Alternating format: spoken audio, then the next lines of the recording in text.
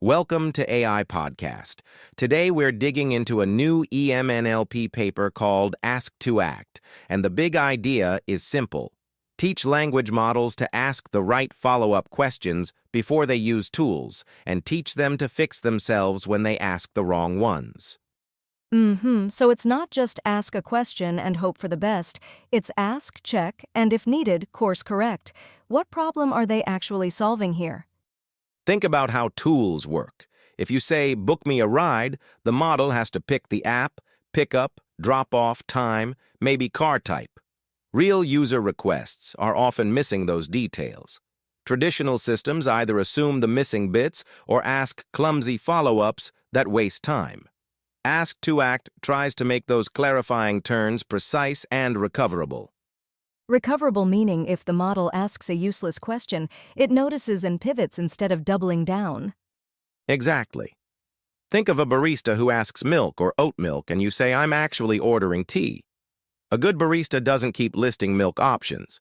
They switch to which tea. AskToAct trains that reflex. Who's behind it? The paper is led by Zhang with Yongliang Shen as a corresponding author. They're at Zhejiang University with collaborators at Oppo Research. Got it. How do they actually teach a model to clarify better? Because collecting natural dialogues at scale is tough. Their clever move is to start from existing tool use logs where the final correct API call is known. Then they hide some of the parameters and rewrite the original request so it sounds like a typical underspecified user query. Now they've got a synthetic conversation problem. The model has to ask for the missing pieces to rebuild the original tool call. So they turn finished recipes back into grocery lists, basically. Remove salt and pepper from the ingredients and see if the chef asks about seasoning. Perfect analogy. And they don't stop at generating clean examples. They also inject common clarification mistakes into the training data. Wait, they train the model on its own bad habits? Pretty much. They insert errors like asking for information the user already gave, or asking something irrelevant, or stopping too early. Then they show the model how to recognize the mistake in context and repair it. There's a training trick they use called selective masking, so the model learns from the correction without memorizing the bad pattern. That sounds like practicing do-overs. You swing, you miss, you reset your stance, and you swing again with feedback. Right. It builds the muscle memory for recovery, not just the ideal path. How does AskToAct compare with previous work on tools? Earlier systems focused on mapping a single user utterance to the right tool and parameters, often assuming requests were well specified. Some did add clarification, but the datasets were small or hand-built and didn't cover the messy variety you see in the wild. And very few taught models what to do after a bad follow-up question. AskToAct targets both scale and self-correction. Okay, but does it actually move the needle in practice? The authors evaluate in two settings. First, in domain, using tool calls similar to the ones they trained from. Second, out of domain with unseen APIs. They also do a small human study where people bring their own real queries and interact with the model. Small meaning how small?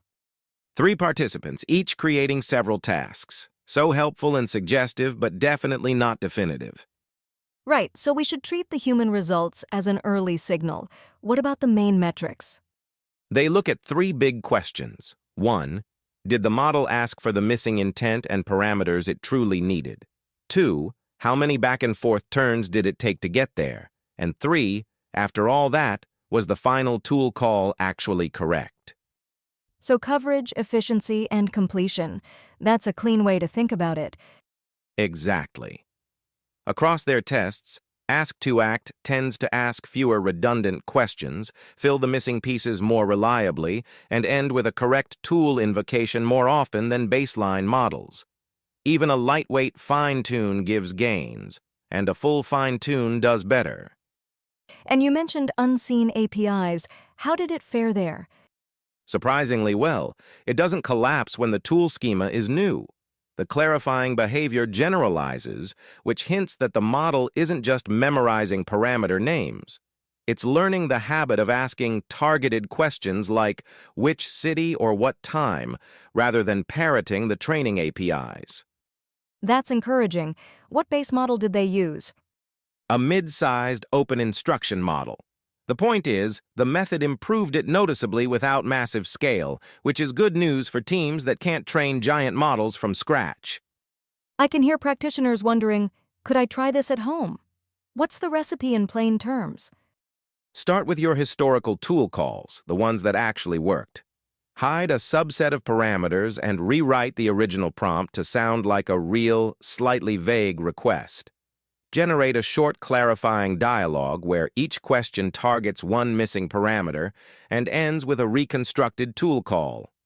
Then, and this is key, create a slice of examples where the clarifying question is off. Provide the corrected follow-up and train the model to recognize and repair that mistake. Like building a driving simulator that includes rain and potholes, not just clear skies. Exactly. And when you evaluate, resist the urge to only count pretty questions. Measure whether the final action succeeds and how many rounds it took. That's what affects user satisfaction. Speaking of satisfaction, what did people think in that small human study? Participants finished more tasks with AskToAct variants and reported higher satisfaction, with fewer turns on average. Again, small sample, so treat it as promising rather than conclusive. Any trade-offs they noticed? A few. Introducing self-correction can slightly bump certain minor error types because the model is more willing to try a recovery move, but the overall end-to-end success still improves. It's like a good interviewer occasionally asking a redundant check to avoid a bigger mistake later.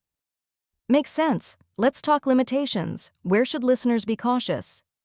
First, evaluation. Much of it uses a simulated user, which is helpful for consistency, but can't capture real human quirks, changing their mind or giving contradictory answers. Second, the data creation relies on hiding tool parameters. That's efficient, but real-world ambiguity isn't always a missing slot. Sometimes the user's goal itself is fuzzy. Third, the human study is tiny. And finally, reproducibility always hinges on how much code and data get shared and how easily others can rebuild the pipeline. Right, and tool backends fail in real life. Network errors, partial results, timeouts. Did they consider that? Not in depth. The focus is on clarification before a clean invocation. A natural next step is to fold in tool failures and teach recovery there too. For example, if flight search returns nothing, the model learns to ask if nearby airports or different dates are acceptable. I like that. So let's say I'm leading an applied team. What's a reasonable first experiment? Two-stage plan. Stage 1. Harvest your last few months of successful tool calls and generate underspecified versions to train a clarifier. Start with a parameter or two missing. Keep dialogues short and do a lightweight fine-tune. Stage 2. Add a small but carefully designed self-correction set based on your team's real errors. For evaluation, pick a handful of critical tasks and measure time to completion, number of turns, and final success. And if I don't have logs? You can still prototype by hand, crafting a small set. It won't be as diverse, but it's enough to test the concept. Even 20 or 30 realistic cases can reveal whether your model learns the habit of asking focused questions. All right, big picture. What's the story you're taking away from AskToAct? For tool-using models, clarification isn't a nice-to-have. It's the path to precision. And teaching self-correction turns clarifying from a fragile skill into a robust habit. My takeaway is similar. Give the model a way to ask like a thoughtful assistant and the permission to fix a shaky question without getting flustered. You get fewer dead ends and more successful actions. Exactly. And done well, it also respects users' time. 1 or 2 crisp questions up front can save 5 turns of guesswork later.